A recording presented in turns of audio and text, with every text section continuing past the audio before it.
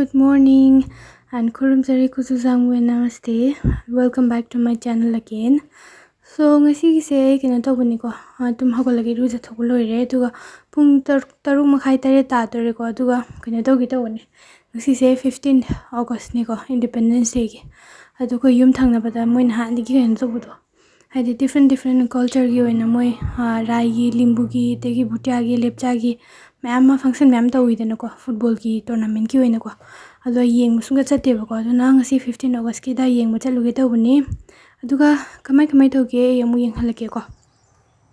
aigi hanagi mamangi video singda ko iche mana ingon hangakpa haitare akhoi gi kena haidi sikkim je kena Bangladesh ka thangna bran hangi ko changsin ya bran ko adu kena tawde Bangladesh ka thangna de ko sikkim se West Bengal ka thangni duga Nepal ne Bhutan ne duga China ka thangni ba ko aduna West Bengal ka Bangladesh ka thangna de changsin ya de duga Nepal ma Bhutan gum de dum chatpe ai ko haidi channe ba ko Nepal su dum Siliguri chaladi nungai ka chalga dum haidi numita ab halak pa dum nang bani ko khoi ma hoisu dum mit ka yeng bagi doctor yeng bagi dum challe po Nepal da aduna adu kaini thangna de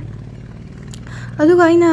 mamangi kena da video singda ina kena ma pa haidare haidi comment ma pa ba ko man haire ba comment do haidi ai ga ai gi nupa ka se no makhatang thengnar ga ai haidi nungsiba gamme haina ko engon harak haidare adu chamani ko ina haining badi akhoramna nungdang thabal chong machalla kanda thabal chong nupi phajaba mure haidare di dum number lauraga dum khangnaraga dum kena tawgiba nungsina kiba dugumsu leidana ko aduga aigi namu thengnare duga aina number pijaram sunati ko imane bemna pibiram bane aigi number do duga tudai wari dum sanaki bane ko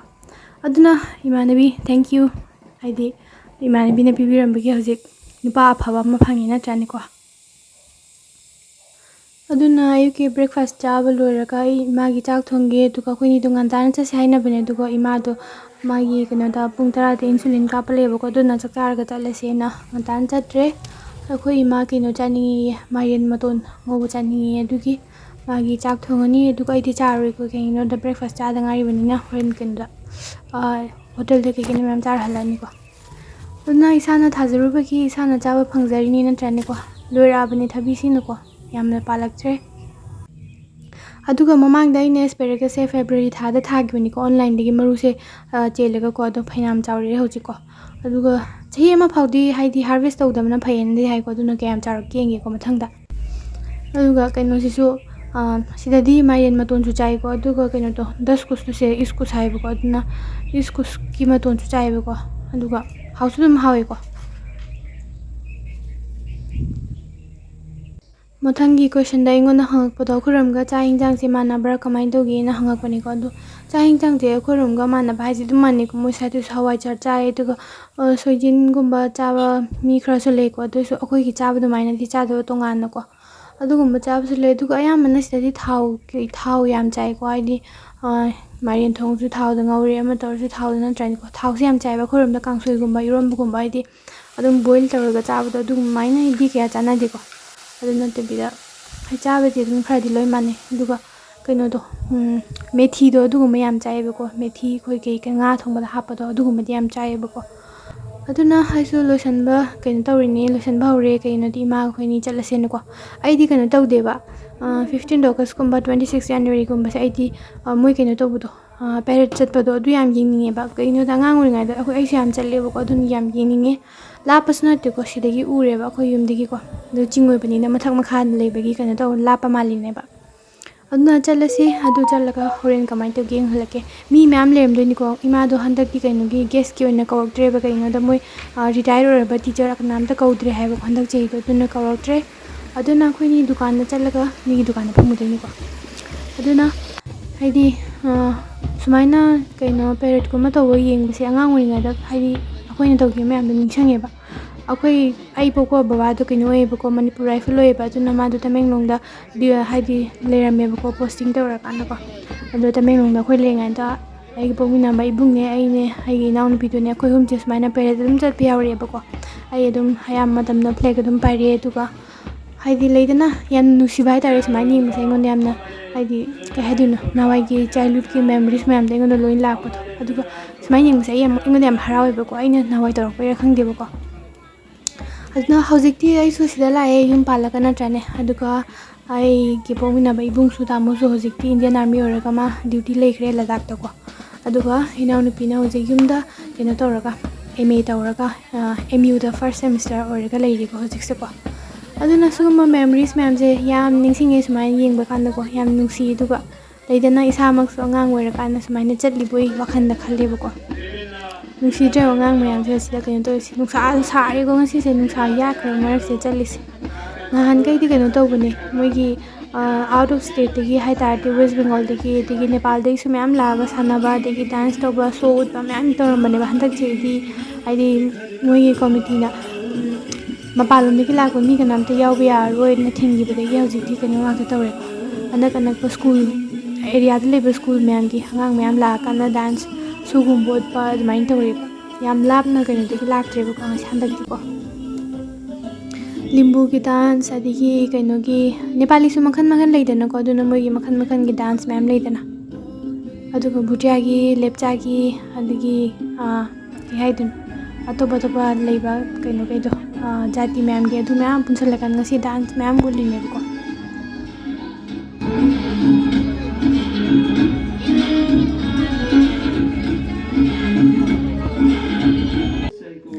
aingonda comment amada so aina thingnaba ko haidi akhoramda Manipur dane nupi gaise yum haidi pisa lonsa thorakanda haidi isagi kai haiduna yumda dum pisa tanjana ki maram am oijaidana ko adu saide kai main tawraka kai tawraka leina gen hange ko mi gaise adu aina hausi khabu ubudadi ko saida haidi phi saba ko pata ko sai imta udri ba ko yumda ko aduga sum leiba saida leiba mi gaise na kai tawnai har kan moi hingon guma koina ma poje thaba natragana degi kaino tawnai ko sa san gumba loiba admain tawnai ba ko duna wari nungai nungai na isu sel ruti yung chathoe ko sel ruti ko eko si ching na sabne ba ko ching sugaira ko aduga kaino tawti ko haidi dumaina leinai dukan gumba hangba hotel gumba hangba dumaina ko aduga sikim di kaino se tawti ko mi su yamna yamdabnina population su yamna yamdabnina ko adum imung amada ko thabak tawnaba mi se dum lei ko government ki thabak tawba police oiba oja oiba nurse oiba dumaina ko haidi kai haiduna thabak macha oigera chawbo oigera adum tawne ba ko mi gaise aduga one family one job adumaina to basu mayam lei ko mi gaise aduna khoram ki dumaini tawde phi saba yam to udri aduga aina lei jaga sigira di khangde ko adu tar su to jaga da di sanaram gudra di khangde ko aduna kena tawte aisu ken chak chak tamina momo ke ka mayam chathoe ko aduga saide hek lak padegi ni ko keno se beef ka adegi pork ka momo se yam hawe ko sidi ko atop atai jaga da chabdu ko manande ba aduga thukpa se yam hawe ko aduna mayam mathangda ai koi bugum lak lei tar ka di thukpa momo adumaina adegi phale adumain ta haidi try tawraga yimbiyo ko hawbani ko question amada namu aise thyroid leiran hange ko aise haidi pomba male na ko thyroid ki nate ko ai noi begi ni ko ai yam noi khalabni aduna ne ai thyroid na te ko chamandana tawini ko sisina bhutia dance ni ko bhutia dance te smain tawe tu ko kai haiduna yamna laibadi malaga yamna lubado dumain tawe ko duga moi gi lon ni ko sida moi gi sai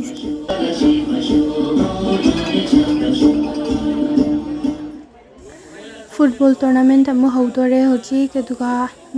ngamba mina lupa lakh hum aduga di lewba mina lupa lakh ama kama khai pura chachkrani ko adu kena tawde Nepali dance ama ngasai thawda bigi tawini ko ai Nepali se ai di makhan makhan lebani na karamba no khangdre ko kana se dan karamba jati kino khangdre ko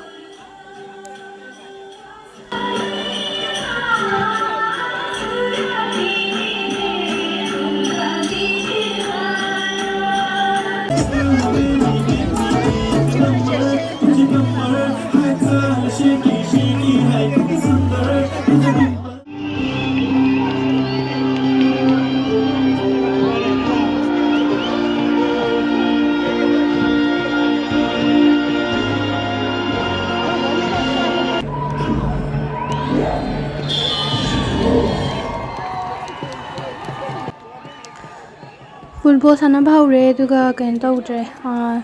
amana sana black lead paga amaga red amaga ko aduga red lead pa kangbu sena balagum pu chatkre duga black kangbu sena ꯍꯥꯏꯗꯤ ꯂꯨꯄꯥ ꯂꯥꯛ ꯑꯃꯒ ꯃꯈꯥꯏ ꯄꯨꯔ ꯆꯠꯈ꯭ꯔꯦꯀꯣ ꯑꯗꯨꯒ ꯌꯥꯝ ꯊꯦꯡꯅ ꯂꯩꯔꯛꯇ꯭ꯔꯦ ꯑꯩꯈꯣꯏꯁꯨ ꯀꯩꯒꯤꯅꯣꯗ ꯌꯨꯝ ꯍꯜꯂꯛꯑꯦ ꯏꯃꯥꯅ ꯂꯥꯏ ꯈꯨꯔꯨꯝꯕꯒꯤ ꯃꯇꯝ ꯌꯧꯔꯦ ꯍꯥꯏꯗꯅꯀꯣ ꯑꯗꯨꯅ ꯒꯥꯔꯤ ꯃꯌꯥꯝꯁꯦ ꯌꯦꯡꯉꯣ ꯒꯥꯔꯤ ꯃꯌꯥꯝꯁꯦ ꯑꯩꯈꯣꯏ ꯂꯝꯄꯥꯛꯇꯨꯗꯒꯤꯅ ꯑꯩꯈꯣꯏ ꯌꯨꯝ ꯌꯧꯐꯥꯎ ꯂꯩꯔꯝꯗꯣꯏꯅꯤꯀꯣ ꯒꯥꯔꯤ ꯃꯌꯥꯝꯁꯦ ꯃꯤ ꯃꯌꯥꯝꯁꯤꯅ ꯐꯣꯟ ꯇꯧꯔꯛꯑꯒ ꯅꯣꯏ ꯁꯨꯃꯥꯡꯗ ꯒꯥꯔꯤ ꯊꯝꯃꯝꯕꯅꯦꯅ ꯐꯣꯟ ꯇꯧꯔꯛꯏꯅꯤꯀꯣ ꯌꯨꯝ ꯌꯧꯐꯥꯎꯅꯦ ꯒꯥꯔꯤ ꯂꯩꯔꯝꯗꯣꯏꯁꯦ ꯂꯝꯕꯤꯒ ꯆꯪꯐꯝ ꯂꯩꯇꯦ ꯍꯥꯏꯕ ꯒꯥꯔꯤ ꯈꯨꯈꯥꯝꯁꯦꯀꯣ ꯁꯨꯃꯥꯏꯅ ꯈꯥꯝꯃꯝꯃꯤꯅꯦ ꯌꯦꯡꯉꯣ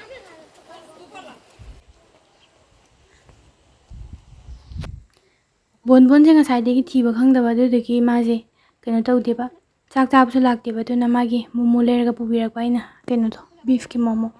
ꯑꯗꯨꯝ ꯄꯤꯖꯔꯅꯤ ꯏꯃꯥꯅ ꯑꯩꯉꯣꯟꯗ ꯆꯥꯛꯀ ꯇꯣꯜꯂꯒ ꯊꯥꯕꯤꯌꯨ ꯌꯥꯗ꯭ꯔꯥꯅ ꯍꯥꯏꯕ ꯑꯗꯨ ꯕꯣꯟꯕꯣꯟꯁꯦ ꯆꯥꯛ ꯂꯥꯝꯃꯝꯃꯅꯤꯅ ꯑꯩꯅ ꯑꯗꯨꯝ ꯊꯥꯗꯣꯛꯈ꯭ꯔꯕ ꯑꯗꯨꯅ ꯅꯨꯃꯤꯠ ꯇꯥꯔꯦ ꯄꯨꯡ 6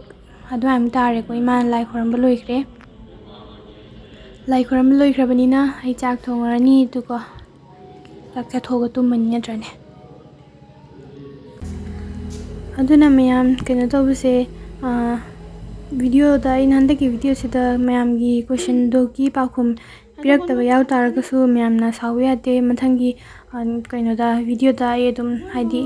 ꯆꯤꯊꯍꯧꯕ ꯌꯥꯎ ꯇꯥꯔꯒꯁꯨ ꯃꯊꯪꯒꯤ ꯚꯤꯗꯤꯑꯣꯗ ꯑꯗꯨꯝ ꯍꯥꯏꯖꯔꯛꯑꯒꯦ ꯑꯗꯨꯒ ꯏꯃꯥ ꯈꯣꯏꯅꯤ ꯅꯨꯡꯗꯥꯡ ꯌꯧꯔꯕꯅꯤꯅ ꯆꯥꯛ ꯆꯥꯕ ꯂꯥꯛꯑꯦꯀꯣ ꯑꯦꯛꯖꯦꯛ ꯄꯨꯡ ꯀꯩꯅꯣꯗ ꯑꯗꯨꯝ ꯆꯥꯛ ꯆꯥꯏꯌꯦꯕꯀꯣ ꯄꯨꯡ 7ꯗ ꯑꯗꯨꯝ ꯆꯥꯛ ꯆꯥꯔꯦꯕ ꯑꯩꯈꯣꯏꯅꯤꯁꯦ ꯑꯗꯨꯒ ꯑꯩꯈꯣꯏ ꯏꯃꯥꯗ ꯀꯣꯟ ꯐꯦꯡꯕ ꯋꯥꯅꯕꯅꯤꯅ ꯃꯥ ꯈꯥꯡꯗ ꯑꯗꯨꯝ ꯆꯥꯈ꯭ꯔꯦꯀꯣ ꯑꯗꯨꯝ ꯆꯥꯛ ꯆꯥꯊꯣꯛꯑꯒ ꯑꯩꯈꯣꯏꯅꯤꯁꯨ ꯌꯨꯝ ꯑꯃꯗ ꯆꯠꯂꯅꯤ ꯑꯗꯨꯒ ꯇꯨꯝꯔꯅꯤꯀꯣ ꯀꯩꯗꯧꯔꯅꯤ ꯅꯠꯇ꯭ꯔꯅꯦ ꯍꯜꯂꯛꯑꯒ ꯑꯩꯗꯣ ꯀꯩꯅꯣ ꯇꯧꯗꯦ ꯉꯥꯏꯍꯥꯛ ꯏꯃꯥꯟꯅꯕꯤꯈꯩꯒ ꯋꯥꯔꯤꯁꯨ ꯁꯥꯟꯅꯒꯦꯅ ꯋꯥꯔꯤ ꯁꯥꯟꯅꯔꯝꯃꯦ ꯑꯗꯨꯒ ꯌꯨꯝꯗꯁꯨ ꯀꯣꯜ ꯇꯧꯔꯝꯃꯦꯀꯣ ꯍꯥꯏꯗꯤ ꯕꯕꯥꯍꯣꯏ ꯗ꯭ꯌꯨꯇꯤ ꯆꯠꯂꯦꯕꯀꯣ ꯑꯗꯨꯅ ꯍꯧꯖꯤꯛꯁꯦ ꯏꯟꯗꯤꯄꯦꯟꯗꯦꯟꯁ ꯗꯦꯒꯤ ꯉꯁꯤꯁꯨ ꯗ꯭ꯌꯨꯇꯤ ꯆꯠꯄ ꯑꯗꯨꯒꯤ ꯋꯥꯔꯤ ꯁꯥꯟꯅꯔꯝꯃꯦ ꯑꯗꯨꯒ ꯑꯩ ꯉꯥꯏꯍꯥꯛ ꯀꯩꯅꯣ ꯖꯄꯅꯤꯁꯀꯤ ꯑꯦꯅꯤꯃꯦ ꯅꯍꯥꯟꯗꯒꯤ ꯉꯥꯏꯕꯅꯤꯀꯣ ꯑꯗꯨ ꯊꯣꯛ ꯂꯩꯔꯝꯃꯦ ꯑꯗꯨ ꯌꯦꯡꯉꯦ ꯑꯗꯨꯅ ꯃꯌꯥꯝ ꯉꯁꯤꯒꯤꯗꯤ ꯚꯤꯗꯤꯑꯣꯁꯦ ꯁ꯭ꯋꯥꯏꯗ ꯂꯣꯏꯁꯤꯜꯂꯁꯤ ꯑꯗꯨꯒ ꯃꯌꯥꯝꯅ ꯍꯪꯅꯤꯡꯕ ꯂꯩꯇꯥꯔꯒꯁꯨ ꯑꯩꯉꯣꯟꯗ ꯀꯣꯃꯦꯟꯇ ꯑꯗꯨꯝ ꯍꯪꯕꯤꯔꯝꯃꯣ ꯑꯗꯨꯒ ꯃꯊꯪꯒꯤ ꯚꯤꯗꯤꯑꯣꯗ ꯑꯩ ꯑꯗꯨꯝ ꯄꯥꯎꯈꯨꯝ ꯄꯤꯖꯔꯛꯀꯦ ꯑꯗꯨꯅ ꯉꯁꯤꯒꯤ ꯑꯣꯏꯅꯗꯤ ꯁ꯭ꯋꯥꯏꯗ ꯂꯣꯏꯁꯤꯜꯂꯁꯤꯀꯣ ꯒꯨꯗ ꯅꯥꯏꯠ ꯑꯣꯏꯔꯁꯤꯀꯣ ꯉꯁꯤꯇꯪ ꯃꯥꯁꯀꯥꯔꯥ ꯁꯪꯉꯨꯕꯒꯤ ꯃꯤꯠꯁꯤꯁꯨ ꯄꯟꯗꯥ ꯃꯥꯜꯂꯦꯀꯣ ꯁꯣ ꯒꯨꯗ ꯅꯥꯏꯠ ꯑꯦꯚ꯭ꯔꯤꯋꯥꯟ ꯒꯨꯗ ꯅꯥꯏꯠ ꯃꯌꯥꯝ